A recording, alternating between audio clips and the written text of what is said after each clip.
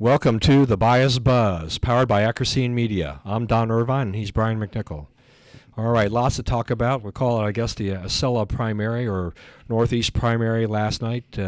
5 states. Donald Trump won in just an incredible victory. Even I have to admit it was an incredible victory because even though I expected him to win, I don't think it's besides the margin. He won every county in every state. That's remarkable. He beat Kasich in Kasich's hometown, and that McKees Rocks, Pennsylvania. He got more votes there than Kasich. I mean, that's incredible. Yeah, it was big. This part of the country wants Trump. You know, from here northward wants Trump. You can't argue it. Yeah, I mean, it is an incredible thing to see. I don't think the pundits were expecting quite the scope of that victory in terms of the county-by-county victories. It does give Trump another boost up. His delegate count now is at 950, according to Real Clear Politics. So that's on the pledged delegates. So he's, 287, is that what the count is now, away? Pennsylvania is a kind of a strange state because Trump gets 17 delegates off the top for winning the state, but then there are 54 that get elected, and they are not committed or not bound to anybody. So or any ballots, right? Right, and so they're basically the wild card, and could come into play here very soon as we march towards the convention. It's not over yet for Cruz. I mean, he really got beat pretty bad, and Kasich did pretty well overall, considering, but.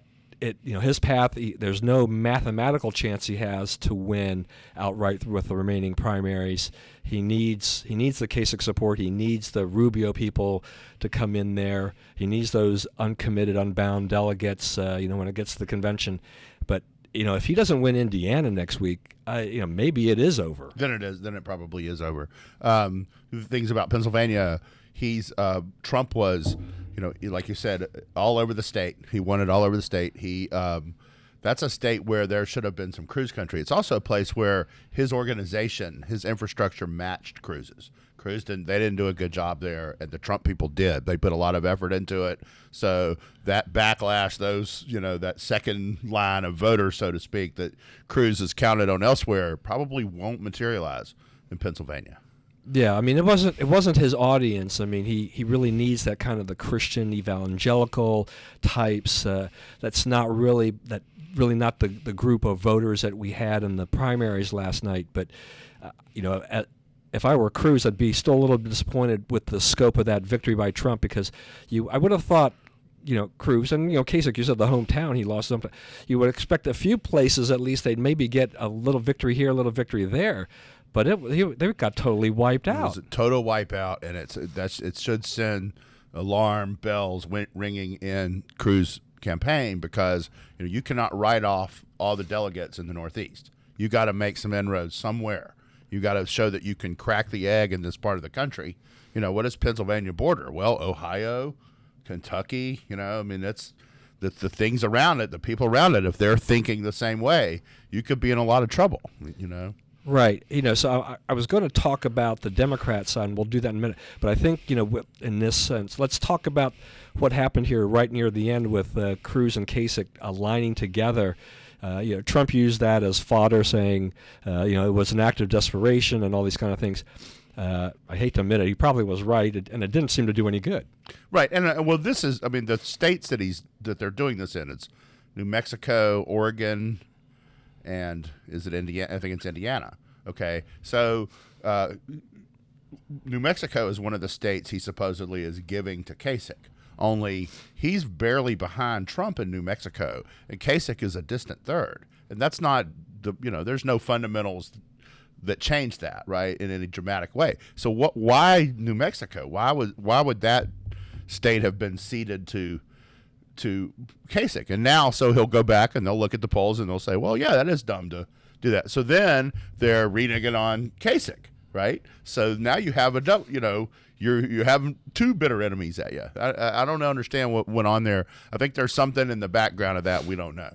Right, and you had Kasich, I mean, he comes out and he says, well, I'm not telling people to not vote for me in Indiana. He just wasn't going to be campaigning in Indiana. Right. So the alliance started to fray before it really got a chance to get very far. And then I saw something the other day that Kasich's people apparently they missed a deadline to get him on the ballot in Oregon on top of that.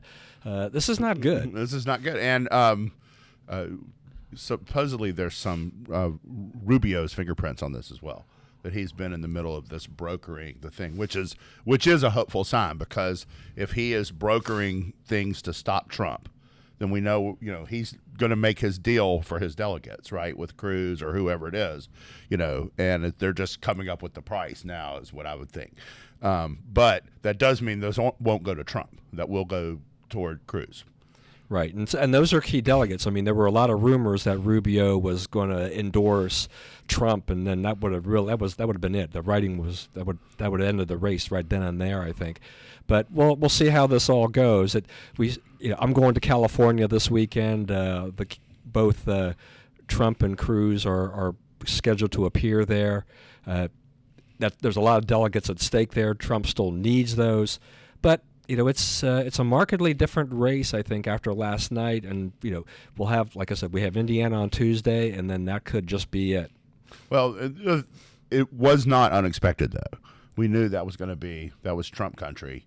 And so I don't think you can make some case that the margins were larger than they would have liked, but I don't think anything happened that anyone is stunned by. Right. Okay, so let's talk for a minute about what happened on the Democratic side, the flip side here. Hillary has pretty much wrapped this all up if you count the super delegates.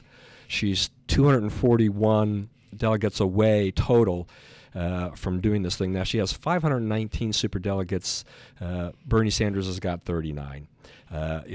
Bernie has said that he wants to try to go to the convention and try to get those delegates to kind of, flip sides, switch sides. Hillary's got the momentum. She's beating him pretty good. He won one primary yesterday. We've talked about this before. Again, I have no problem with Bernie. I actually encourage Bernie to go to the convention and raise a ruckus and get his points across. I mean, we even had Donald Trump yesterday saying, Sanders has been treated horribly by the Democrats, and he should run as an independent. Well, I'll be the first one to raise my hand. Run as an independent. That solves the Republican problems right then and there. That's right. Yeah, that's another thing about this. Is like, one thing, he did win a state, which does put him ahead of the people on the other side. The other thing is he's continuing to make a lot of money and draw a lot of crowds. So I don't think that I don't think if I'm him, I'm thinking about dropping out. At this point, he'll have enough money to get to the end. They won't be eating out of the garbage can all the way to the convention. And so why not show up there with a bunch of people, enthusiastic people, and see what you get. Right. And I noticed this morning, and I posted this morning on Facebook, that apparently I had a friend, I didn't even know he was a Democratic state legislator. He lost his race. He'd been apparently the longest-serving Democrat in the Pennsylvania House or whatever, but he did win election as a Sanders delegate, so he was really excited to go to the convention for Bernie. And I thought, I either need to vet my friends a little more closely, but I guess he hasn't bothered me, so it doesn't. Maybe it's a good way to kind of see how the other side is thinking, right? Yeah. Yeah, I'd spend a lot of time looking at Mother Jones and stuff like that just to know what they're coming up with. Right, and I encourage that, actually, and I'm encouraged that, I think, for a number of years, is that as conservatives, as Republicans, don't just watch the conservative news or read the conservative news. You need to read what the other side is saying so that you have a better idea of what's going on there. If you just stick to the one side of the news, you just won't really be as well informed. You won't understand. Yeah, you won't understand, and you can see a lot in the left-wing media in terms of what they're thinking and their strategy is. Sometimes they inadvertently reveal strategy and things that they're going to planning on doing, and that can be a gold mine for our side and whatnot. I think one thing that's going to come out of this is, on both sides, there's going to be a look taken at how the parties choose delegates and candidates, and what is the balance between the will of the people as expressed in the primaries versus the party regulars. And, right now you would think it would shift toward the party regulars because they want to make sure Trump doesn't win. Right now this whole thing is being tested to the limit. You're stuck with two dog candidates on either side, and what do you do? How does the party deal with this? Right, and Trump has made a point that he has more votes than anybody else in the primary process for the Republicans, and so on that basis alone, he probably should get the nomination. He is less than 1 million votes short, and we still have a few primaries to go, of breaking the Bush record from 2000. That's pretty impressive. Once again, I have to admit that's an impressive thing to see, and everybody who's won the most votes has been the party nominee over the past 10, 12, 15, 20 years, whatever the period is. So it does give him some basis for that. Yeah, he has a case, but also part of becoming the nominee of a party is getting the party behind you, and his pretty close to zero on that. He's thumbed it. These are the people you need, and the rules clearly say that you need them. He's thumbed his nose at them right down the line. It's now he's hat in hand. Hey, we didn't mean all that. It's just an act, as Guy said the other day. And these guys, they have long memories. Right. So that is going to be one of the keys. Is that as Trump comes out of this, and if he doesn't get the nomination, I'll be surprised because he is just in such a strong position now. He needs 57% of the remaining delegate votes on the committed side, but that'll put him close enough that it'll be very hard to deny him the nomination the way things stand. Once again, Indiana's kind of the wild card. It could derail that a little bit, but it's the establishment's last hope, I guess, in a sense. Saying that we've got all the never Trump people. This is the only way to stop him. But the Trump train has been really just rolling on the rails and has done a phenomenal job, and I will give him credit for that. They seem to slip, right? There was a period where they looked vulnerable, but that period has passed, and now it's Cruz that looks vulnerable. It's not just win Indiana. The one vote victory is not going to get this done. He needs to win big. He needs to show that he needs to regain momentum because right now it's gone away from him. Right. I mean, Wisconsin was, I think Cruz people hoped that was going to give them a springboard and some leverage and momentum going forward. But all he's done really since then is lose and lose big and big enough that that campaign is in trouble in terms of trying to find a real path to nomination. He's going to make an announcement today at 4 p.m. Maybe it's going to be a Veep kind of a thing to try to bolster the campaign. I don't know that announcing a vice president pick at this point really makes a big difference. Especially since it's rumored to be Fiorina, right? Which will be interesting, and especially if you get to the general, you can still get a woman voting for the Republican ticket, but it's she's not. You're not going to get California out of it. I mean, what do you really get out of it? Right. Yeah, I don't think it really changes the dynamics of this at all. One of the other things as we move along here is that with Bernie Sanders, So actor Tim Robbins, and just another typical left-winger out of Hollywood this past week, made a claim really based on a meme that somebody had put up, a little chart on exit polls, and he basically went out and he cried that Bernie Sanders was the victim of voter fraud, which I found to be extremely rich for the Democrats to be calling voter fraud. And the thing about this was that this meme, this chart, was based on exit polling. So they put up this chart of exit polls from various the primaries, and they didn't match the results overall. That Sanders should have won this state, this state, this state, but he didn't. And so they were saying, there should be voter fraud. But these are exit polls. I mean, exit polls. I mean, I've never been exit polled, but you can tell an exit poll or anything, right? That's right. They don't see the inside of the thing, and people are, the research shows that people are, they shape their answers. They don't want to look like they're too stupid, and this and that and the other. And there's a big, I think 10, 12% sort of dishonesty rate with those things.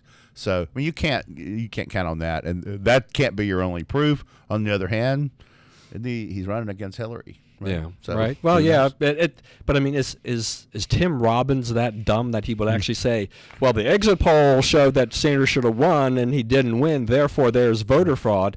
If Tim Tim Robin wants to join the voter fraud trend, we can send him a few things and teach him a few things about where there's fraud has really taken place and why we have voter ID laws trying to put into effect. That's where the real problem is. He easily could be that dumb. Well, he is from Hollywood, right? On voter fraud, Governor McAuliffe out of Virginia, your state, has, by executive order, I believe it was, decided to restore voting rights to ex-felons. Now, you're not an ex-felon. You're a felon. Yeah. Okay. For the rest of your life. Right. And which I think is sort of part of this argument. Right. Now, I will preface this by saying that it's not the only state that is doing this. There are 38 states, I believe. Right. And I think it was Maine and Vermont when I looked at a list.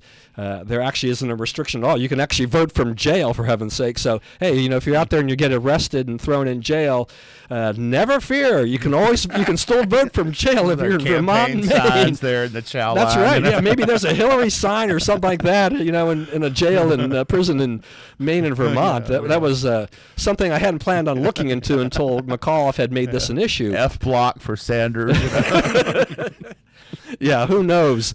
But what's interesting about this is just that he did it by executive order, and as I understand it, is that there are 11 states where it requires a case-by-case basis, or the legislatures get involved. So he really has kind of done an end run around this whole thing and doing this, and the Republicans obviously are not very happy because they kind of figure that 200,000 ex-felons, if they do vote, and I'm not saying that they will vote, but if they do vote, they're likely to vote Democrat, and who's Terry's best pal, Hillary. Right. What is the basis for that? Why do we think that? Because that's what everyone says, right? Oh well, these ex-felons are all going to vote Democrat. I'm not sure about that. There's a lot of these guys are far right wing, right? A lot of them, what they got in trouble for was doing extreme stuff, right? I don't know that they're, and it's like, when I worked for Tom Davis, he wanted to get D.C. the vote in Congress, and people say, "Oh, just giving the Democrats a vote," and his response was, "Give me 2 cycles and I'll flip it." And there's some evidence that he could have. I mean, that primary where the people were lined up per blocks, right? The D.C. primary this year. There's some Republicans in Washington. There's some Republicans amongst the people they're letting out of prison. Right. So you're right. I think that's a good point there. And and as I said before, and I haven't looked for it. Maybe I should have done this before the show. Is that I haven't looked at any studies that show actually the pattern of felons or ex-felons, how they vote. Mm-hmm. Do they actually vote at all, or in what numbers? I mean, it might be a minuscule number. It might be 5% of them. If that's the case on a national election in general, then that's probably not going to sway in Virginia by that much. I mean, we're talking just a few thousand votes probably. So, and maybe McAuliffe is right. Maybe in terms of coming back and telling us that we'll earn their vote. I don't think that voting necessarily is. It's not a huge priority for a lot of Americans. I can't imagine it's a big priority for those coming out of prison either. Right. Probably less of a priority at that point. They were civically engaged. They probably wouldn't have been criminally engaged. That's exactly right. So that leads me to Bob McDonnell. You want to talk about Bob McDonnell? Explain this whole thing. Okay, Bob McDonnell is going before the Supreme Court. I think that they heard it. I think they hear it today. And the case is he accepted gifts from a guy who sold some kind of medicine, health medicine, Herbalife type stuff, to the guy wanted to market through the governor, supposedly, sort of buying the governor as a advertising vehicle, and they let him have a reception in there. He wanted to get the state to study his drug and say its benefits and so forth. But he took the stuff. The McDonald's took the stuff. They took plane trips, golf trips, Smith Mountain Lake trips, but they did not actually deliver to this guy any goods, right? So what's going on, and there are a lot of state attorney generals, people on both sides of the aisle saying, if what he did is illegal, then we can put most of these guys in jail. You go nitpick them long enough, you can find some evidence where, someone bought them a nice dinner or whatever, expecting whatever and not necessarily deliver. That's all part of politics. And so they're asking for sort of a bright line here of what is corruption. And the law wasn't clear, and it's not like, Justice Douglas said about pornography. It can't be, I know it when I see it. There has to be, if I do this, I get in trouble. If I don't do this, and it's like the Don Siegelman, former governor of Alabama, is in prison in Louisiana for similar stuff. And he's almost done. He said he would not fight it. If McDonald wins, he's not going to appeal his. But it's a big case. It's an important thing. Right, and it's obviously going before the Supreme Court. What I thought was interesting, and I live in Maryland, and I followed this case a little bit, but not exclusively or not super closely here, is that I don't think that what McDonald did was that unusual. It seemed that it had been happening for a long time. He talked about it being politics, and he has bipartisan support about this. There's been lots of friends of the court, briefs on this. So this is not just a bunch of Republicans saying he's been wrong. There are liberals and Democrats. I think they're worried about exactly what's going on here, because as you said, if you can put Bob McDonald in jail for this, then that really opens it up. Now, what I think is interesting is that Tom Fitton from Judicial Watch, who I know very well, is concerned that if the Supreme Court actually takes McDonald's side and really lightens up on this, that's then what will be, who can be charged with corruption? So it's a little tricky in a lot of ways, and I think the McDonald's, the optics were bad, accepting a Rolex watch and things like that. Daughter's wedding. There are things I think probably could have done better, done differently. I think they would have if they had the opportunity. And it definitely had an impact. There would not be a Governor McAuliffe without this scandal, because McDonald was a very popular governor. Right. And Ken Cuccinelli could not take advantage of that. He had, who was a really good politician. Yeah. Until he hit that, he hit a roadblock. Right, yeah. And McDonald was a bright and shining star of the Republican Party, and so it's one of those unfortunate things. So we'll see how this goes. I guess we'll learn the fate of that towards the end of June. I guess when they start delivering most of their decisions and whatnot. So it's an interesting case. If you haven't followed it, please do so. I'm going to throw in a couple more things before we wrap up here. The Target boycott. It's up to 690,000 signatures. So started by the American Family Association. This is all about the transgender and fitting room policy, bathroom policy. That Target says you can go into any bathroom and any fitting room that you want. This has obviously stirred a hue and an outcry. Target is not backing off on this, but occupied fitting rooms. Yeah. Where are we going with this? And as I said last week, you've got a daughter. I've got an older daughter, but I've got grandkids. Right. I'm tempted. I'm tempted to take my Target card and cut it up. I haven't had a reason to even go to Target lately anyway. But I think maybe I should go over there and cut up in front of them and take a video of it or something like that and saying, "Take this." I don't know. They have a right to do whatever they want to do, but people also have a right to boycott them, and I hope that there is a little bit of an economic impact for this decision, because I think it's totally ludicrous. Well, this is one of these things. Is like it gets painting as, well, you hate. This is not hate. This is, we have a weird little situation here. And, dudes going into with my daughter who's 11, that's not acceptable either. Okay. You got to give us something here. We got to find some middle ground. That's not, whatever your motivation for doing that, I'm not for it. And you say, well, they're not really in danger. The heck, they're not in danger. Right. That's not acceptable. We got to come up with something, and it's not about hating the people. I'm all for the people, but let's work something out. You don't have the right to do that either. Right, and as I said last week, the transgender population is 0.3% of the overall population, so they're making this a public accommodation also for a very, very small percentage of the population.